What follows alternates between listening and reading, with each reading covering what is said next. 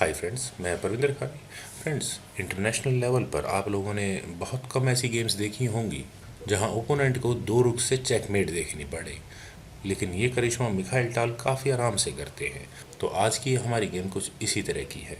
यहाँ 1954 में मिखाइल टाल का मुकाबला था लातवियन टेस्ट मास्टर जेनिस कलविन्स के बीच में। तो आइए फ्रेंड्स, सीधा इस गेम पर चलते हैं। यहाँ गेम की शुरुआत की मिखाइल टाल ने D4 के साथ, तो नाइट F6। यहाँ जेनिस ने रिप्लाई दिया night F3 E6, then bishop G5, night को यहाँ पिन किया तो H6, bishop H4। Mikhail Tal ने यहाँ भी इस नाइट पर प्रेशर को बरकरार रखा C5, देन E3। और फ्रेंड्स, अब यहाँ ब्लैक के पास एक ऑप्शन मुझे जो नज़र आ रही है वो अपनी क्वीन को B6 स्क्वायर पर लाकर कुछ वाइट के ऊपर प्रेशर बनाने की, लेकिन उन्होंने यहाँ किया B6, then knight at B goes to D2, bishop B7, तो bishop D3, bishop E7, then C3। और इसके बाद यहाँ ब्लैक ने कैसल किया queen E2 D5, Mikhail Tal ने कैसल किया, then knight E4 offering for an bishop exchange. लेकिन अगर यहाँ मिखाइल टाल करें bishop takes E7, queen takes E7, okay, ये गेम मुझे नहीं लगता कि बहुत ज़्यादा अच्छे किसी रिजल्ट की तरफ जाएगी, बिल्कुल इक्वल ही चलेगी। Knight E5, then knight takes D2, queen takes D2, knight C6, और गेम की सारी एक्साइटमेंट यहीं ख़त्म हो जाएगी। तो मिखाइल टाल ने यहाँ किया बिशप G3, तो knight D7, then rook at A goes to D1। और क्या यहाँ ब्लैक अपने नाइट से इस बिशप को ले सकता है? आई थिंक ले सकता है, ले भी लेना चाहिए। लेकिन अगर यहाँ ब्लैक ऐसा करे तो उसके अपने फ़ायदे और अपने नुकसान होंगे। ब्लैक अगर करता है नाइट टेक्स G3, तो उसके बाद F टेक्स G3, यहाँ वाइट को ये F फाइल सेमी ओपन मिल जाएगी, और ब्लैक के लिए उसने वाइट के ये G फाइल पर पॉन्स को डबल करवा चुका होगा।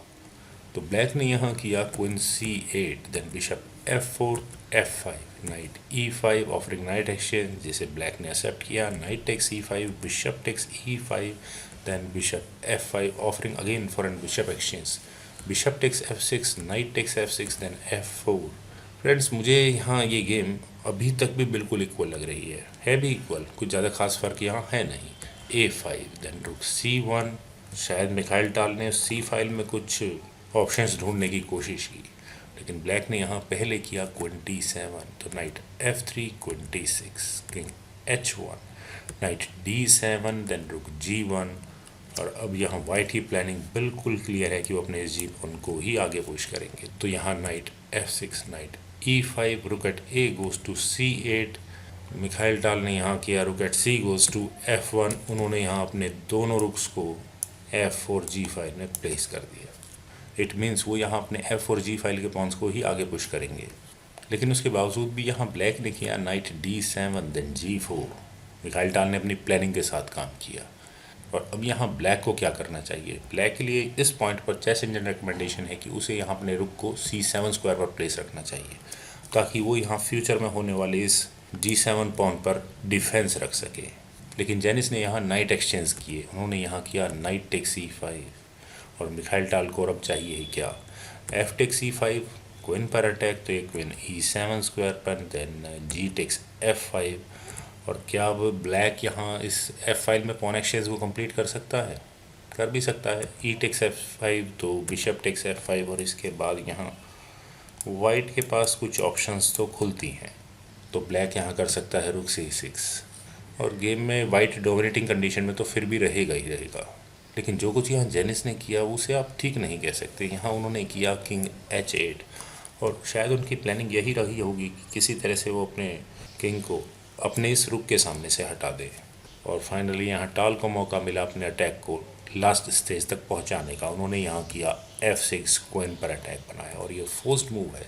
ब्लैक को यहाँ करना ही होगा G टेक्स F6। और अब वाइट के पास क्या ऑप्शंस है? वाइट के पास सबसे पहली ऑप्शन जो मुझे नज़र आती है वो अपने रुक को G6 स्क्वायर पर ले जाने की। वो यहाँ कर सकता है रुक G6, और एक काफ़ी अच्छा खासा चेकमेटिंग सीक्वेंस क्रिएट हो सकता है। लेकिन यहाँ इस पोजीशन से जब ब्लैक ने G टेक्स F6 किया तो मिखाइल टाल ने सिंपल किया क्वीन H5। और अब यहाँ उनकी थ्रेट डायरेक्ट चेकमेट करने की है, और ये क्वीन भी बीच में नहीं आ सकती क्योंकि बिशप ने इस H7 स्क्वायर को डिफेंड किया हुआ है।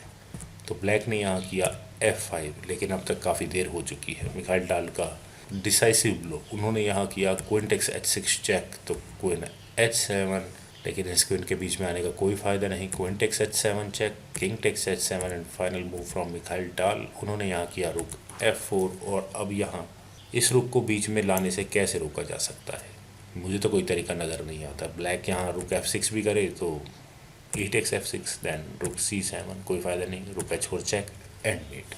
जो गेम अभी 5 या 6 मूव्स पहले तक बिल्कुल इक्वल नज़र आ रही थी, मिखाइल टाल ने यहाँ उसे 2 रुक्स चेकमेट तक पहुँचा दिया है। This is what I call a real magic, और ये काम मैं अक्सर कहता हूँ कि सिर्फ मिखाइल टाल ही कर सकते हैं।